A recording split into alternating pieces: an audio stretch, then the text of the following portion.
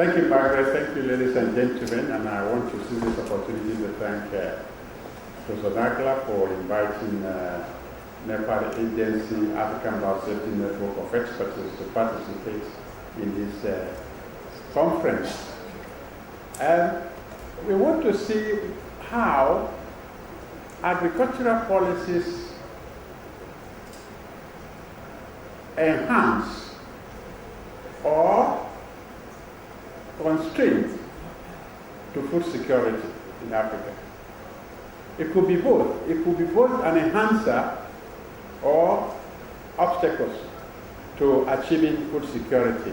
But before I begin my information sharing, let me just spend one slide on who we have at NEPAD. NEPAD is a new partnership for Africa's development, and it's a program of the African Union.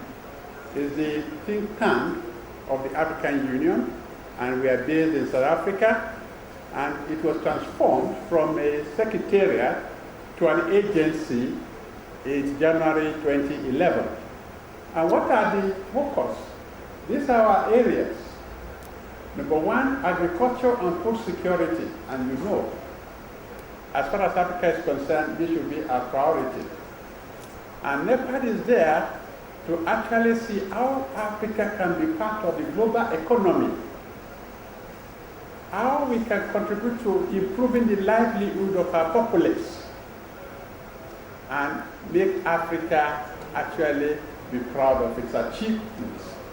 Then the other areas are climate change, like we heard from Professor McDowell. Then the regional integration and infrastructure, human capital development, economic and corporate governance. And this last one is on cross-cutting issues. That is, issues of capacity building, issues of gender, and other political issues that we do take care of.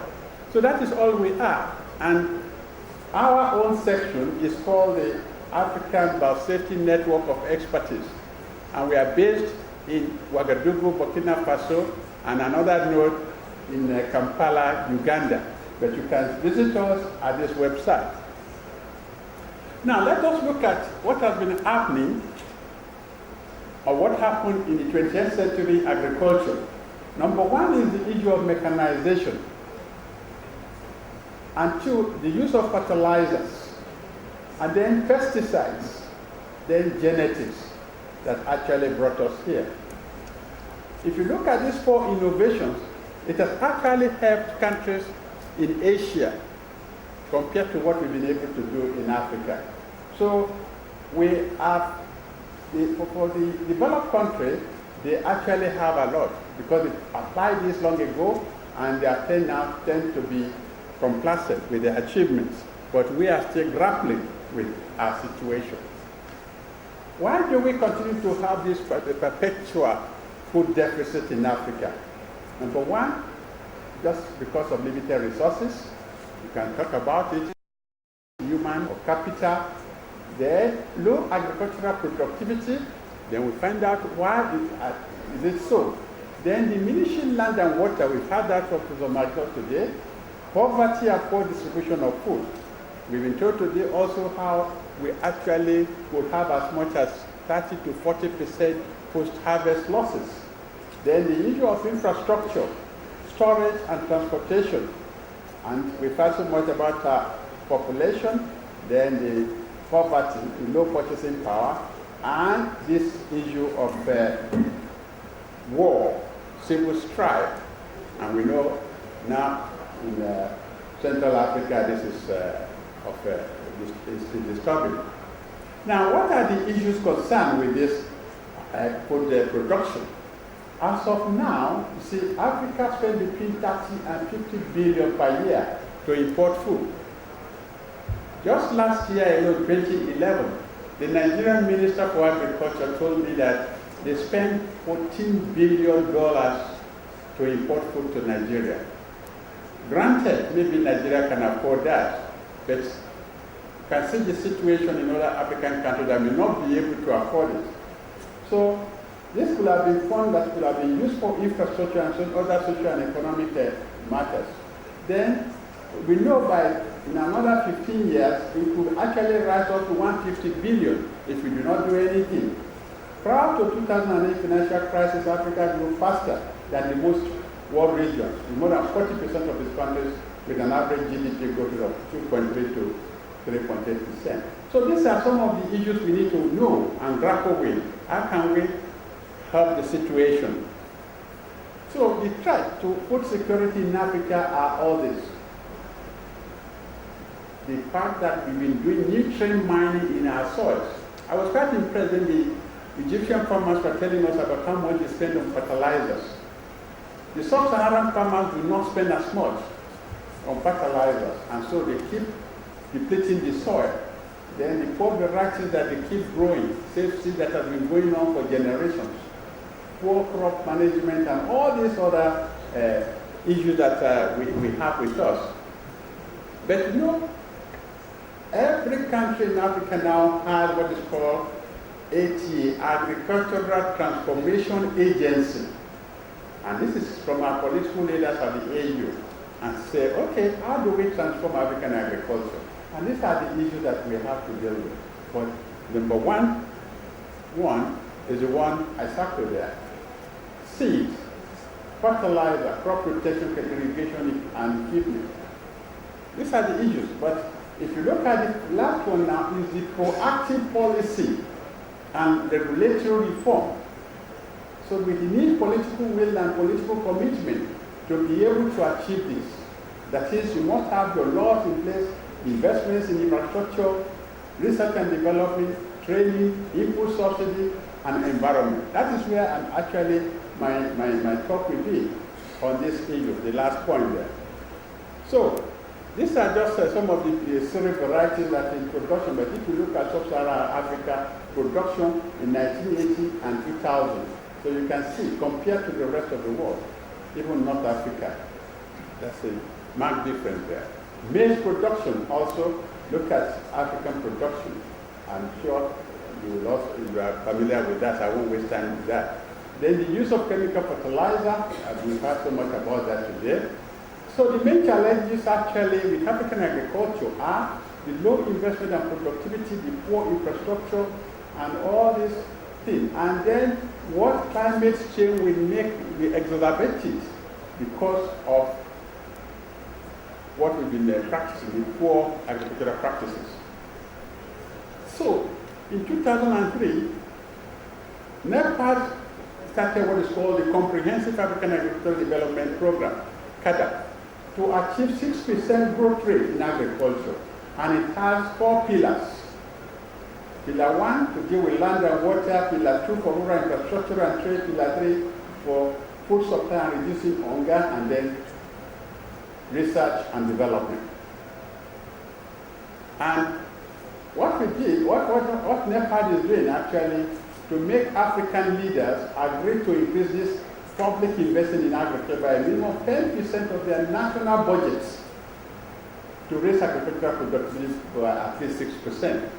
And we are happy about 8 African countries have exceeded the 10% target. 11 have actually been able to meet the 6% target also, and these are the countries. And 19 have achieved productivity growth of between 3 and 6%. So things are moving, but not at the rate that we match our own population growth. But if you look at the agricultural productivity, it's still at about 2.8%, and population growing at 3.5%. So there is that constant deficit between productivity and population. So, how do we help this? The climate change policy to generate more income for farmers.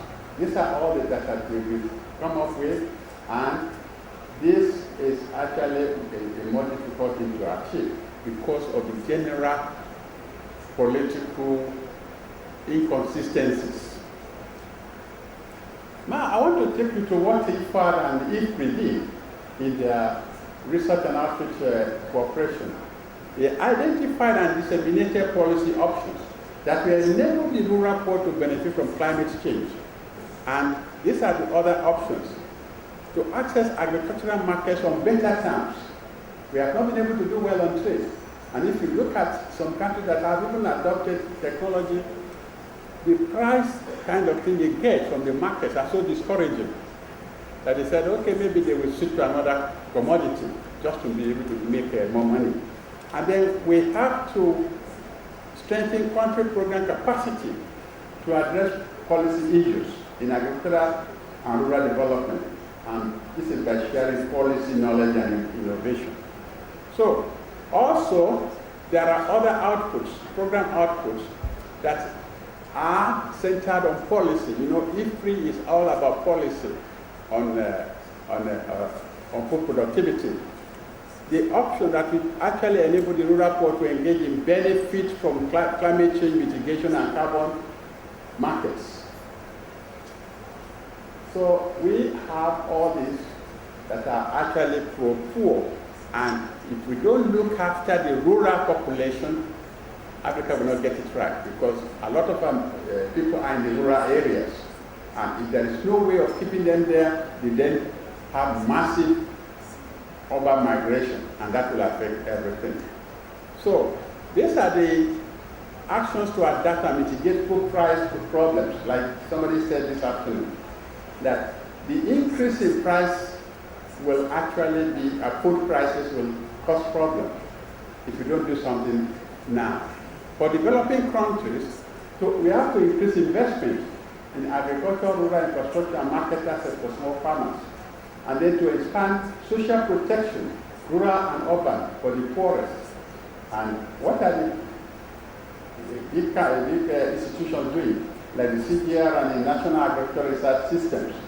They facilitate production response by agricultural science and technology-based solutions, just like with land from China, India, and some parts of Africa. How do we incorporate the whole agricultural value chain? These are the whole thing. Farmers to learn a small proportion of the value of the products they produce. They have to incorporate this. And these are the things that we need to do. Provision of necessary inputs. And I'll give you an example of where this policy has actually helped 2 African countries. Delivery of business and financial services, we strengthen them. And then information sharing and facilitating improved market access and increasing access to higher value markets, which are called the value-added products. So, what are we saying here? Alan Gray, sometime in his presentation in St. Louis, I think it was in September this year, who then said that policy is the chicken and science the egg, because now you want to look at which one comes first, which one is supposed to help the situation. Is it the policy? Is it the scientific research and then outcomes from this scientific research? That he said the gap between science and policy centered on the following. Now, in general terms, that policy deals with broad issues and science prefers specific questions to be answered. Are you able to solve this or you're not able to solve it? Complexity. Policymakers want simple answers. Scientists offer multifactorial solutions, and they never are in agreement. So these are some of the issues that actually affect the relationship between policymakers and scientists. Then the time scales. Policymakers want answers tomorrow to be able to solve the problem, but scientists always seem to want more time. And so this is what happens. And you find that in many of the conferences you invite the policymakers to, they will come and make the 10 minutes or 15 minutes for the speech, and then they disappear. They don't join the scientists because they say, no, let us leave the scientists to themselves, because they can understand themselves. So this is what happens. And so if you look at this value chain, because if a country does not develop this kind of value chain, I've seen it in Uganda, actually, where it works very well.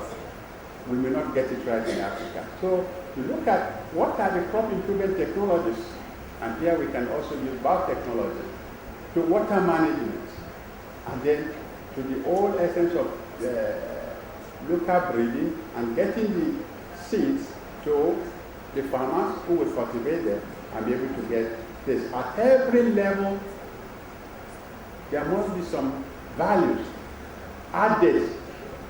And so everybody, it is going to be a win-win situation. So that's gender education, extension, information technologies are needed to be able to achieve this. And so science and technology, policy and statistics, farmer productivity will also affect the final outcomes. So now look at the policy processes in, well, not even in Africa, but these are the issues that affect policy processes. The policy formulation will start, it will then go to the decision makers, the policy implementation, then you have to monitor it and see that you are actually achieving your objectives, and then you set the agenda and look at the complexity of it. So who are the main players here? The cabinet, the parliament, the ministries, then the private sector involvement, the civil society, and then the donors. And what happens again is the relationship coming from the ministries now to all these stakeholders, and then from the cabinet to all these other stakeholders, I mean, to achieve those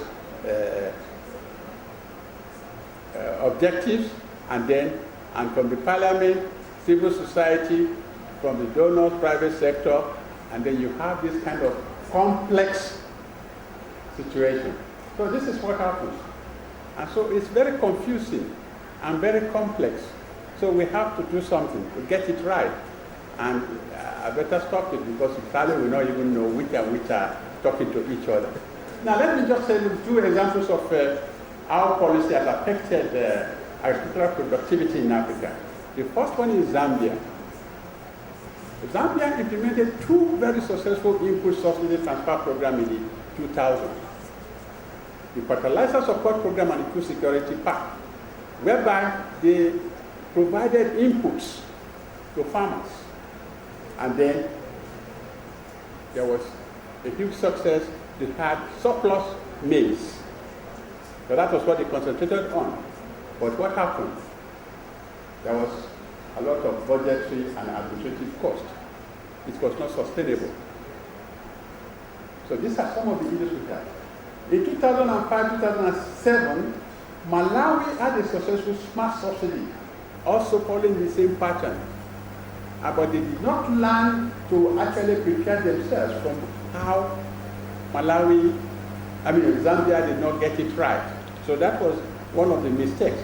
So in this case of the Malawian government's agricultural input subsidy program, which they implemented from 2005 to 2007, was also very costly because you have issues of poor budgetary allocations. So other sectors of the economy suffered. Though they were able to do well, that's okay, they've got enough maize for the populace to eat and to trade, but they are not able to get it right, and it was not repeatable. So program impact is also vulnerable to factors either partially or completely outside government control. Variations in international fertilizer and maize prices and the weather, because African agriculture is rain-fed. And then when you look at the fact that if there is no rainfall, what happens? Drought. Nothing can, even if you spend millions of dollars on inputs. So how many minutes do I have left? So why agricultural biotechnology now? These are the advantages of this technology. These are the questions we need to ask ourselves about this technology. And the answer will be yes, we can achieve all this. That is, in terms of job creation, production, and environmental, yes, it can. How do we do the regulation of biotechnology in Africa? If you look at this, regulatory systems have been under construction for many years in most African countries. Egypt has been, we heard from Osama this afternoon, how many commodities we've actually sequenced and the traits that they have been focused on. But Egypt has no law. And that is probably why they cannot get into product stage. where regulations are in place, many issues remain that impair the functionality of the system.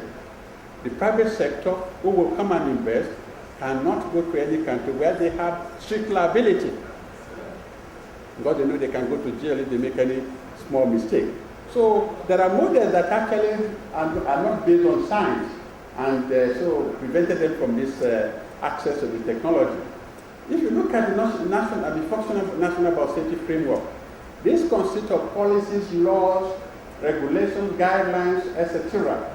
But doesn't solve the problem. And in Africa, how many countries have these functional NBFs? I'll show you now. Then, when you look at the law, the only legally binding one is the one that has been approved by the Parliament or by other government acts. Burkina Faso, we are talking about, started with a decree by the president to get it right. And the rest are also, going to Parliament and so on and so forth. So if you look at this scenario, that functional biosafety, there are now about 18 countries that you see in green, but how many of them have commercialized this technology? Those with interims are even doing well. You see, Nigeria, Uganda, Namibia are with the interior. And those work in progress, but not much being achieved, you can see how many red you have there. And those whites are not even interested at all. So you can see this. This is the scenario. This is how the policies generally have affected the optics, or enhanced, or hindered the technology. This is the conclusion I want to make for you, ladies and gentlemen. This was the statement made more than 10 years ago by Sakiko Fukuda, that every citizen has the right to benefit from the advances in science and technology, but those rights also involve responsibilities. Technology can be a tool for human development. So the role of good public policy is to shape the course of its progress to make it happen. We need to make it happen in Africa, and that is the message that NEPA agency, ABNE, is driving, to build that functional biosafety system in Africa. So, in conclusion, policy and stakeholder engagement not fully functional in Africa's agriculture. So, policies are like adults. You have it, it will work in some places, it won't work. Then all of a sudden it can be changed. Or even say, yes, we ban it. Former participatory research model is a viable option, but the externally generated models are not based on the mechanism used by farmers to effect changes in their farming system. So these are just some of the issues that affect policy. That policy do affect productivity. So let us look at how we can help the situation, and that is the message I have for you this afternoon. Thank you very much, ladies and gentlemen.